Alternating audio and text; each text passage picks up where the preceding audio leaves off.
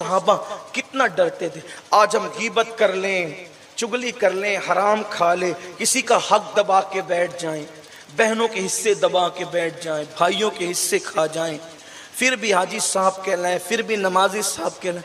हदीस पाक में आता है कि 1 इंच जमीन आपने किसी की हड़प की तो 7 तबक जमीन खोद करके वो क़यामत में आपके गले में लटकाई जाएगी, और जब तक लोगों का हिसाब किताब नहीं होगा वो आपके गले में लटकी रहेगी। 1 इंच जमीन की बात मैं कर रहा हूं, 1 इंच जमीन। हर साल हज को जाना फायदे नहीं देगा, पहले फराइज अदा करें। हर साल हज को जाना नफिल है। बहन का हिस्सा दें, पड़ोसियों का हक दे, भाइयों का हक दे। आप सोचे तो सही, इमाम अहले सुन्नत इस हदीस को लिख करके उस पर तफसीरा करते हैं। मेरे अजीजों, 10-20 किलो मिट्टी गर्दन में लटका दी जाए तो हमसे बर्दाश्त ना हो। 7 तबक जमीन, अगर 1 इंच जमीन हमने किसी की रख ली वो गले में लटकी रहेगी। कब तक? 50,000 साल तक। 1 बाय 1 की जमीन भी अगर ले ली किसी की, लोग घर बनाते वक्त तो इतनी बदनीयती का शिकार होते, सोचते कि पड़ोसी के इधर ही खसके।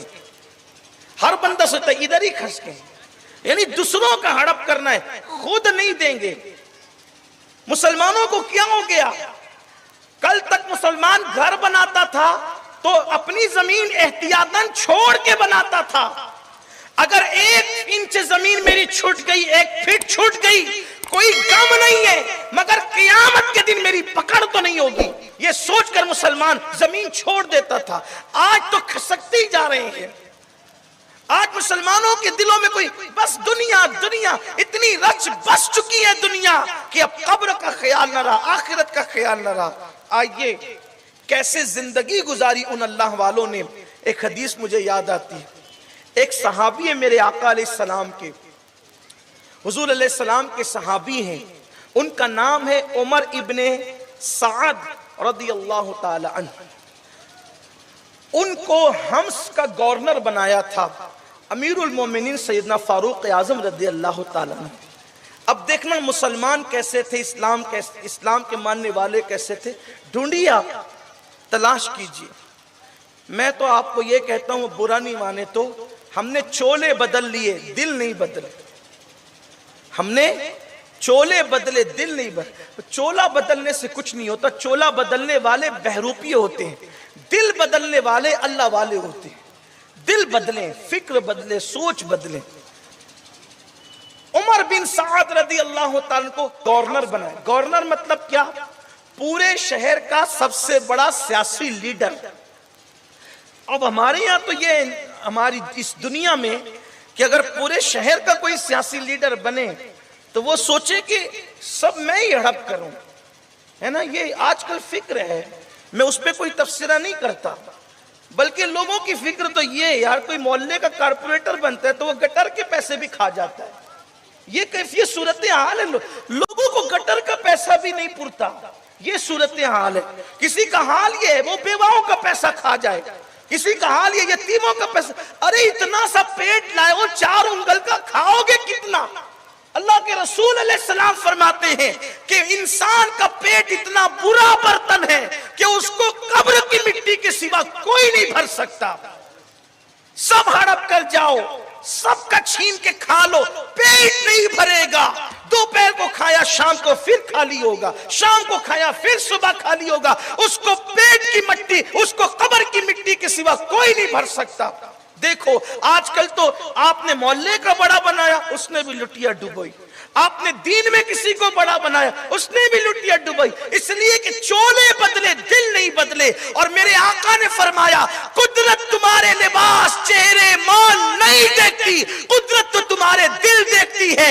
अच्छे कपड़े पहनकर कुदरत के यहाँ किसी को डिग्री नहीं मिलती, अच्छा दिल बनाने की वजह से कुदरत के यहाँ डिग्री मिला करती है। हुजूर के सहाबा थे शानदार सहाबा। रूए जमीन पर ऐसी मखलूक किसी ने न देखी होगी, रूए जमीन पर ऐसी मखलूक किसी ने न देखी होगी जो मेरे नबी के यार थे। तन मन धन तेरे कदम पर वारे, क्या नसीबे थे तेरे यारों के। जिस मुसलमान ने देखा उन्हें एक नजर, उस नजर की बसारत पे लाखों सलाम। फारूक आजम ने हम्स का गवर्नर बनाया है हजरत उमर इब्ने साद को। नाम याद रखें, शान वाली हस्तियां हैं। इन लोगों के नाम जबान पर आए तो भी कुदरत मुसीबतें दूर कर देती। ये वो बाबरकत लोग हैं जिनके नाम हुजूर की जबान पर आए थे। ये वो मुकद्दस और मुअज़्ज़ज़ हस्तियां हैं जिनको कुदरत ने यारी के लिए चुना था, अपने महबूब की यारी के लिए। हम्स के गवर्नर वहां हुकूमत कर रहे हैं हम्स पर। अब देखना असल में लोग जो मुसलमान नहीं है ना, वो मुसलमानों से इसलिए नाराज हैं, ये इस्लाम से इसलिए बदजन है कि मुसलमान इस्लाम की तालीम पर अमल नहीं कर रहे। जिस दिन मुसलमान इस्लाम की तालीम पे अमल करेंगे उस दिन ये सारे बादल छटेंगे, क्योंकि इस्लाम की तालीम पे अमल करने वालों को कुदरत ने गारंटी दी है। अभी असर की नमाज से पहले मेरे उस्ताद, मेरे कायद से हो रही थी, तो उन्होंने मुझे नसीहत फरमाई कि लोग ये समझते हैं कि ट्रेन में नमाज पढ़ेंगे तो तकलीफ होगी। कवल्ला कभी नहीं हो सकता। आप नमाज पढ़ें, आपकी तकलीफ दूर होगी। लोग आपसे नफरत नहीं करेंगे, मोहब्बत करेंगे। मैंने कहा वो क्यों? तो कहा कि कुरान कहता है इन्नल्लज़ीना आमनू व अमिलुस्सालिहात सयजअलु लहुमुर रहमानु वुद्दा, कि जो ईमान लाने के बाद नेक अमल करते हैं अल्लाह उसकी मोहब्बत लोगों के दिलों में उंडेल देता है। मैंने कहा बिल्कुल सच कहा आपने, इसलिए कि मेरा मुशाहिदा है एयरपोर्ट पे नमाज पढ़े तो बिरादरान वतन जो मुसलमान नहीं है वो लोगों को कहते हैं सामने से मत जाना, मौलाना नमाज पढ़े, फुला नमाज पढ़े। तो दीन पे तुमने अमल नहीं किया, इसलिए तुमसे नफरत हो रही है। तुम आओ कुरान की तरफ, साहिबे कुरान की तरफ। नफरत के ये जो बादल आए हैं ना, ये हथियारों से नहीं छटने वाले, और बढ़ेंगे। डंडों से नहीं छटने वाले, और बढ़ेंगे। कुरान और सुन्नत की तरफ आओ, कुरान और साहिबे कुरान की तरफ आओ, कुरान पर अमल करते जाओ। हर बंदा तुमसे मोहब्बत करने पे मजबूर होता चला जाएगा। हालात तब्दील होंगे। कैसे तब्दील? अब कुरान ने कह दिया, अब इससे बड़ी दलील मैं किसकी लाऊं? जब कुरान कहता है कि मोहब्बत उंडेल दी जाएगी जिसने नेक अमल किया ईमान लाने के बाद। नेक अमल है कहां से? यहां तो ट्रेनों में सफर करते तो ताश के पत्ते खेलते, भंकस करते हैं, ट्रेनों में हो लपाड़ करते हैं, गंदी फिल्में देखते हैं, नाच गाने देखते हैं। ये मुसलमानों का सफर है, ये हालत है। बहरहाल तो सही उमर बिन साद रदी अल्लाह तआला अन्हु को फारूक आजम ने खत लिखा हम्स के गवर्नर को, जितनी जल्दी हो सके सारा साजो सामान समेटो और जल्दी से मदीने मुनव्वरा आओ और मुझे हिसाब दो तुम्हारे पास क्या क्या है। चंद ही दिनों में हम्स का गवर्नर इस हालत में अपने घर जाने से पहले अमीरुल मोमिनीन के पास हाजिर होता है कि हाथ में एक असा है, एक कटोरा है और एक कूजा है। बस 3 चीजें लेकर हम्स का गवर्नर अमीरुल मोमिनीन के पास पहुंचता है। फटे पुराने कपड़े, हम्स के गवर्नर के पास फटे पुराना कपड़ा ही नहीं है पहनने के लिए जो शान शौकत और जर्क बर्क के साथ पहन सके। खड़े हुए आंख में आंसू थे। आ गए आप? हाँ आ गया मैं। कहा कि ये हालत है आपकी, हम्स की गवर्नरी करके आपने कुछ कमाया नहीं, कुछ जमाया नहीं। कहा अल्लाह की इज्जत की कसम सारा असासा लेकर मैं आया हूं। कहा ये 3 ही चीजें आपके पास है? क्या मेरे नबी के यार थे? इब्ने साद ने कहा, हजरत उमर इब्ने साद ने कहा कि ये असा मेरी जरूरत है, पानी कटोरे से पीता हूं, कूजे में पानी रखता हूं, कटोरे में खाना खाता हूं, कूजे में पानी रखता हूं, खाने पीने और रास्ते के लिए बस इतना ही सफर के लिए मेरे लिए चीज काफी है, इससे ज्यादा मैं क्या करूं? तब उमर इब्ने खत्ताब ने कहा क्या इतने बड़े शहर हम्स में कोई मुखय्यर न था, कोई खर्च करने वाला न था जो तुम पे खर्च करता, तुम्हें कपड़े देता, तुम्हें लिबास जरूरत की चीजें देता? का अमीरुल मोमिनीन ये छोड़ दीजिए। फारूक आजम ने कहा ठीक है, अहले हम्स ने तुम्हारी कद्र नहीं की। कहा कि कलम और दवात लाओ और कागज लाओ ताकि मैं अब किसी और अच्छे शहर का इनको जो है वो गवर्नर बना दूं और इनके नाम से मैं जो है वो नामा लिख दूं, ताकि ये वहां जाकर गवर्नर हो। और जितने फाके, जितनी तकलीफें इन्होंने वहां पर उठाई है, तो अब वहां उनको राहत मिले। उन्होंने कहा अमीरुल मोमिनीन मुझे मत आजमाइए, अमीरुल मोमिनीन मुझे मत आजमाइए, मुझे आजमाइश में मत डालिए। मैं हम्स से आया हूं और अब मुझे चैन नहीं है, मैं बेकरार हूं, मुझे सुकून नहीं है, मुझे इत्मीनान नहीं है। एक जुमले ने, एक काम ने मुझे तड़पा दिया है, तरसा दिया है। मैं बिल्कुल बेचैन और बेकरार हो गया हूं। अब मैं कहीं जाना नहीं चाहता, अब मैं अपनी कुटिया में अपनी पूरी जिंदगी गुजारना चाहता हूं।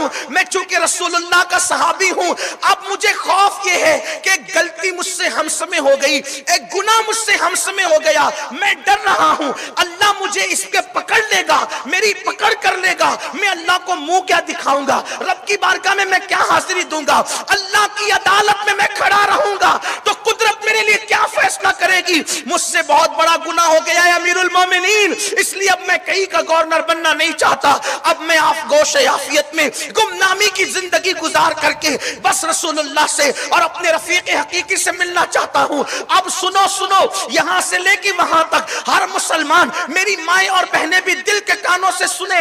हम्स का गवर्नर अब कहीं गवर्नर बनना नहीं चाहता और ये कहता है कि मुझसे इतना बड़ा गुनाह हो गया है कि मैं अल्लाह को मुंह क्या दिखाऊंगा, रब की अदालत में कैसे खड़ा रहूंगा। अमीरुल मोमिनीन फारूक आजम ने पूछा, है सहाबी रसूल आपसे क्या गुनाह हो गया, वो गुनाह तो बताओ। उमर इब्ने साद कहते हैं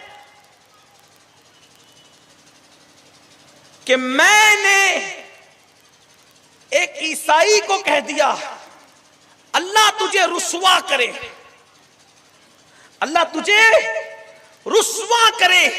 बस ये इतना बड़ा गुनाह हो गया है कि मैं अल्लाह को मुंह क्या दिखाऊं। किसको कहा?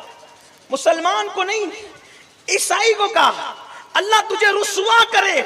इसलिए अब मैं डर रहा हूं कि अल्लाह को मुंह क्या दिखाऊंगा। मुसलमानों सोचो, ये रसूलुल्लाह के सहाबा है, अल्लाह से डरने वालों की ये शान है कि ईसाई को, एक काफिर को कह दिया अल्लाह तुझे रुसवा करे, तो इतना खौफ है कि अल्लाह को मुंह क्या दिखाऊंगा। यहां तो खुद की बीवी को मां बहन की गालियां देते हैं, खुद के बच्चों को मां बहन की गालियां देते हैं। मुसलमान हो तुम, ईसाई को सहाबी कह रहे हैं अल्लाह तुझे रुसवा करे उसकी गलती पर, तो आंख में आंसू, इतनी निदामत, इसमें इतनी शर्मिंदगी है। यहां पर बाप को बुढ़ा, मां को बुढ़ी, यहां तक के हालात हैं। बोलो अल्लाह को मुंह क्या दिखाओगे। वो मुसलमान जो थे, जो कुरान पे अमल करने वाले थे, वो तो कब्रों में सो गए, वो तो कब्रों में सो गए।